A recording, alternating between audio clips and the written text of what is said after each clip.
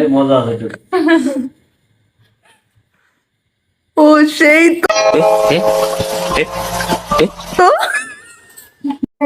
Hello everyone, আমার mini ব্লগে সবাইকে স্বাগতম। আজ আমাদের অ্যানিভার্সারি, তাই আপনাদের জন্য সম্পূর্ণ ব্লগটি দেখতে থাকুন স্কিপ না করে। আর সবাই একটু বেশি বেশি করে সাপোর্ট করবেন।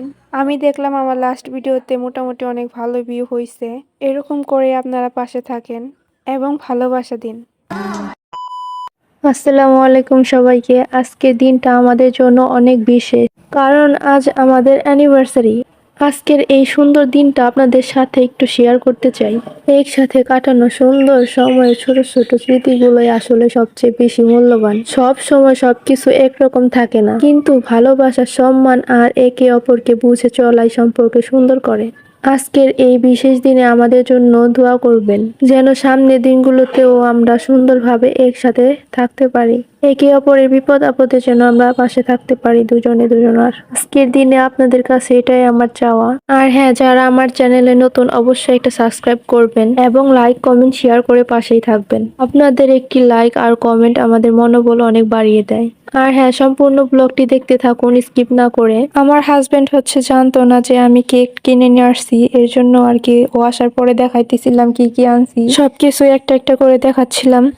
ফুল দেখানোর সময় বলতেছিল যে ফুলের থেকে তো তুমি বেশি সুন্দর, আর বলতেছিল যে ফুল আনার কি দরকার ছিল, তুমি তো আমার ফুল। তারপর আমি সুন্দর করে সাজালাম সবকিছু। কিছুই হয় নাই, জাস্ট শুধু একটা কেক এনে কাট করছি, কারণ ওই দিন আমার এক্সাম ছিল, এর জন্য কিছুই করতে পারি নাই তেমন। আমাদের বিয়ের 4 বছর প্রায়, কিন্তু একটা অ্যানিভার্সারিও ঠিক মতো কাটাইতে পারি নাই আমরা দুজন। ফার্স্ট অ্যানিভার্সারিতে আমি হসপিটালে অ্যাডমিট ছিলাম, আর দ্বিতীয় অ্যানিভার্সারিতে আমার এক্সাম ছিল, আর তৃতীয় অ্যানিভার্সারির সময় আমার ভাই মারা গেছে।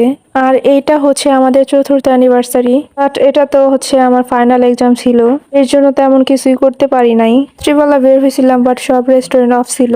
আর ওই দিন আমি দিনের বেলা এক্সাম দিয়ে এসে রাত্রেবেলা মানে একটু সাজুগুজু করে বা টাউনে গিয়ে কেক টেক কিনে নিয়ে আসলাম।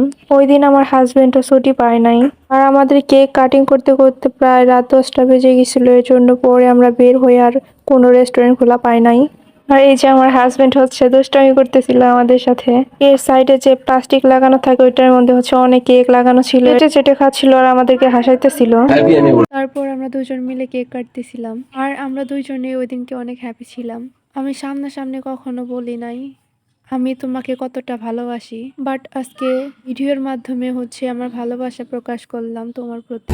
আমাদের ব্লগটি যদি ভালো লেগে থাকে অবশ্যই একটা সাবস্ক্রাইব করবেন, লাইক কমেন্ট শেয়ার করবেন, আর সবাই ভালো থাকবেন। আল্লাহ হাফেজ।